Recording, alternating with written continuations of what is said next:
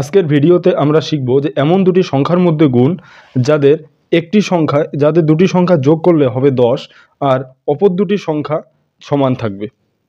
তো এটি ট্রিক শিখব যে কিভাবে গুণ করতে হবে। তো যদি আমরা 7 আর 3 যোগ করলে 10 হবে, তো একে প্রথমে গুণ করব 3 7 21। আর এখানে যে 9 আছে, দুটো সংখ্যা সমান, তো আগে 9 নিব এবং 9 থেকে আর একটা সংখ্যা বেশি নিব, সেটা হচ্ছে 10। তাহলে 9 10 90।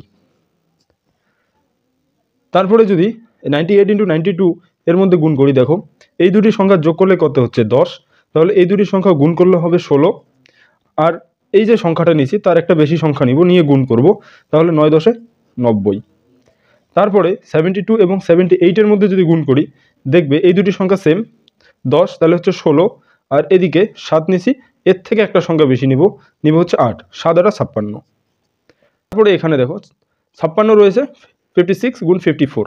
তো এবার এখানে এই দুটি সংখ্যা যদি যোগ করি তাহলে হচ্ছে 10, তাহলে যেহেতু 10 হচ্ছে তাহলে গুণ করব আমরা 4 6 24।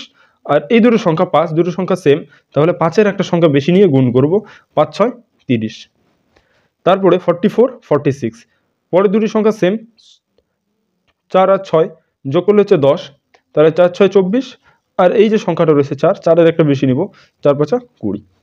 এবার 63 67, পরের দুটো সংখ্যা যোগ করলে হচ্ছে 10, তাহলে 3 7 21। আর এখানে দেখো 6 রয়েছে, 6-এর একটা সংখ্যা বেশি নিব, তাহলে 7, তাহলে হচ্ছে 6 7 42। এগুলো তোমরা ক্যালকুলেট করো। এমনি যারা নর্মাল নিয়মে গুণ রয়েছে 93 × 97, এইভাবে গুণ করে দেখো, এটাই আসবে।